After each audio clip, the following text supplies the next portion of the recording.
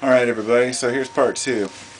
Part two of the video about, well, I was talking about the war on drugs and how it's created by ignorance, and people's decisions are often based on what they've been told by those around them, and it gets awfully irritating when a person claims that they are in full possession of the facts when they're not. And while I'm on this note, I want to make a quick, important diversion. I've heard a lot of people. They say, let's say, for example, whatever's going on. Let's say something's going on in the Middle East, and an American YouTuber will say, you know, this and this and this are really happening, and what the media is telling you is a lie because this and this and this are the real story. And then you start digging deeper and find, where's this person getting this new information, or the information that's true or more real, you know, the true story. And you realize that a person can only obtain information through the media. So if it's alternate media, if it's mainstream media, it doesn't matter.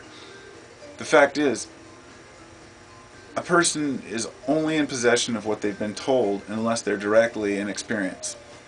And direct experience is derived from living it, doing it, not living through other people. And I think this is why I've always had an issue with religion, is because it's not a point that can be argued with a Christian why the Bible may be flawed. But the truth is, to me, it seems so obvious, so utterly obvious, that groups of people wrote those passages.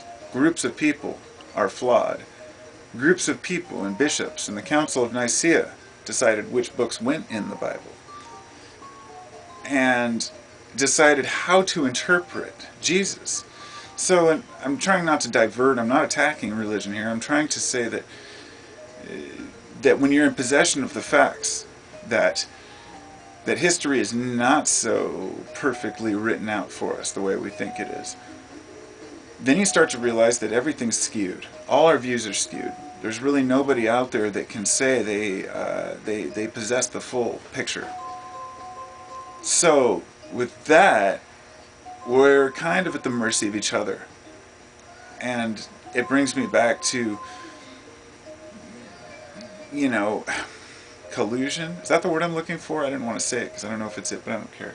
Collusion. It's like a, you know, coming together and seeing from each other's point of view. We think that we are the pinnacle of, well, we think that we are on the top of the food chain, I guess, and we're the pinnacle of society, but the truth is, many societies have risen and fallen before us, and we surely won't be the last to fail, but we're definitely not going to keep along this road if we continue being arrogant about what we think we know.